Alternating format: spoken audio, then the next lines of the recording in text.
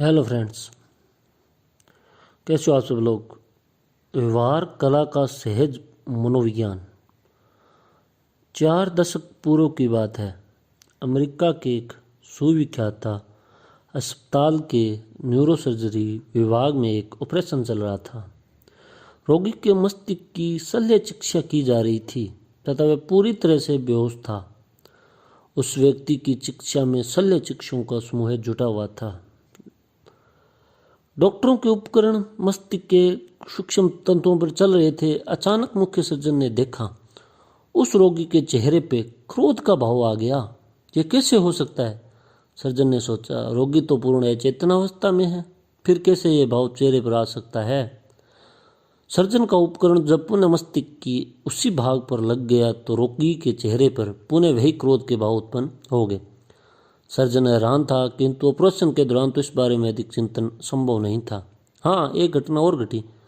Operation के दौरान रोगी के चेहरे पर एक बार मुस्कान भी आई थी। ये तब आई जब शल्य चिकित्सक का उपकरण मस्तिष्क के एक अन्य बिंदु पर छू गया।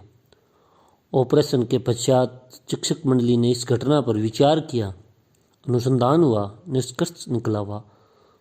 पहले के अनुसंधानों के अनुरूप ही थे ये अनुसंधान। मुख्य निष्कर्ष ये था कि मानव मस्तिष्क में अरबों कोशिकाएं सेल्स है तथा इन्हीं कोशिकाओं से मस्तिष्क बना है। महत्वपूर्ण बात तो ये है कि इन कोशिकाओं में हमारी स्मृतियां सुरक्षित रहती है।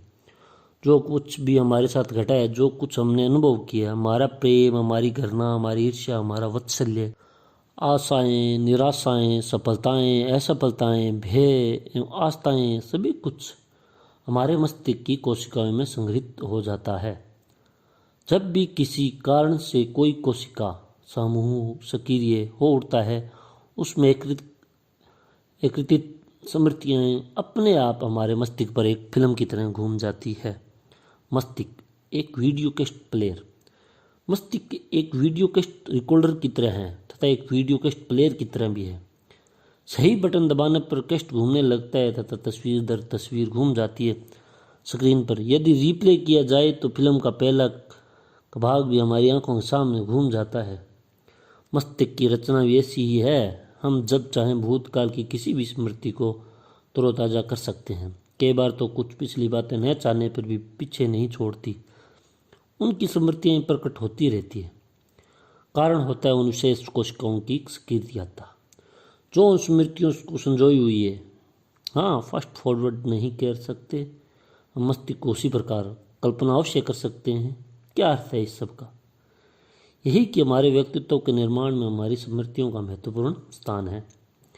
हमारा अनुभव, हमारी अनुभूतियाँ तथा जीवन की सभी घटनाएं हमारे व्यक्तित्व पर अपनी छाप छोड़ जाती है। रुचिकर तथ्य यह है कि हमारे जीवन के आरंभिक 3-4 वर्ष की घटनाएं हमारे सचेतन मस्तिष्क को स्मरण नहीं होती, किंतु अचेतन में अवश्य रहती है तथा हमारे मस्तिष्क की संरचना को प्रभावित करती रहती है।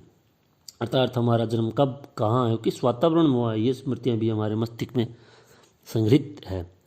सामान्यतः हम उन्हें अपनी इच्छा से उजागर नहीं कर सकते। सत्य तो ये है कि जब हम माँ के गर्भ में होते हैं तथा हम जब जीवन का संचार हो चुका होता है, उस काल की स्मृतियाँ भी हमारे अचेतन मस्तिष्क में रहती है तथा हमारे व्यक्तित्व व्यवहार को प्रभावित करती है। कैसे आश्चर्यपूर्ण है ये प्रक्रिया, कितना रहस्यपूर्ण है मानवीय विकास। जन्म के समय का अभूतपूर्व अनुभव। जन्म से पहले एक बालक माँ के गर्भ में सुरक्षित रहता है। चारों तरफ अंधकार होता है, सुरक्षा के कवच रहता है। बालक के चारों ओर माँ के माध्यम से बालक आवश्यक पोषण लेता रहता है, न कोई चिंता, न कोई परेशानी। और फिर आता है उसका भविष्य में आगमन का क्षण। प्रसव कक्ष के चारों तरफ प्रकाश की चौकाचौंध में से बालक परेशान हो उठता है। परिचित हाथों को उससे स्पर्श मिलता है, उसे स्वच्छ किया जाता है, नहलाया जाता है तथा इस सारी लंबी प्रक्रिया में बालक रोने का अतिरिक्त कुछ नहीं कर सकता।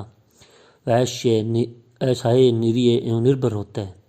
वह सहम जाता है, भयभीत हो जाता है तथा अजमस की स्थिति में परेशान हो उठता है। व्यक्तित्व के निर्माण में जन्म की प्रक्रिया का अत्यधिक महत्व है।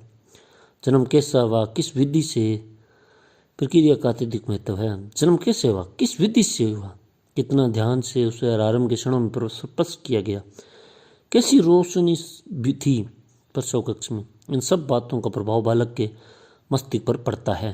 इसी कारण आजकल अहिंसक एवं सहिष्णुतापूर्ण जन्म प्रक्रिया पर बल दिया जा रहा है।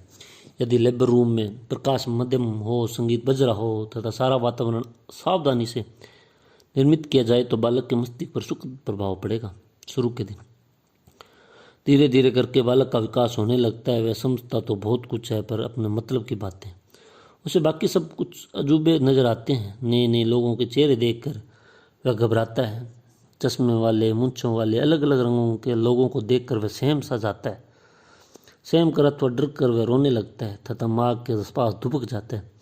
भूख लगती है, बातें बता नहीं सकता। शरीर में कहीं दर्द होता है तो कह नहीं सकता। नींद आ रही हो तो सिर्फ रो सकता है। उसे महसूस होने लगता है कि वह सक्षम नहीं है, वह तो निर्बल है, निर्भर है। बस यही से बालक की हीन भावना का जन्म होता है। टुकर टुकर कर निहराता है। यह सब कुछ तथा दूसरों के इशारों पर ही चलता है। उसका जीवन शुरू के महीनों में उसका जीवन संघर्षपूर्ण होता है। वह उठना चाहता है, चलना चाहता है, दौड़ना चाहता है, किंतु ऐसा कर नहीं सकता। अपनी सीमाओं को उसे शीघ्र ही बोध होने लगता है। प्रतिदिन की घटनाएं, अनुभव, प्रसन्नताएं एवं परेशानियां बालक के मस्तिष्क पर अपनी छाप छोड़ती रहती है। यहीं से यात्रा की गति तीव्र होने लगती है। मानवीय व्यक्तित्व का आधार उसकी भावनाएं, उसके विचार हैं, उसके अनुभव पर आधारित प्रक्रिया है। ट्रांजैक्शनल एनालिसिस इसी व्यक्तित्व का विज्ञान है जो सहज है, सरल है तथा सामान्य व्यक्ति के लिए बोधगम्य है। मुख्य रूप से निम्न प्रश्नों को उत्तर ट्रांजैक्शनल एनालिसिस देने का प्रयास किया जाता है। कैसे बनता है मानव का व्यक्तित्व? मानवीय व्यवहार का आधार क्या है? व्यक्तित्व के उप व्यक्तित्व क्या होते हैं? इनका आपस में क्या संबंध है? व्यक्ति परस्पर कैसा व्यवहार करता है तथा क्यों? संप्रेषण व्यवहार का आधार दृष्टिकोण होता है, इससे कैसे समझे? प्रशंसा एवं आलोचना जैसे स्ट्रोक कितने प्रभावी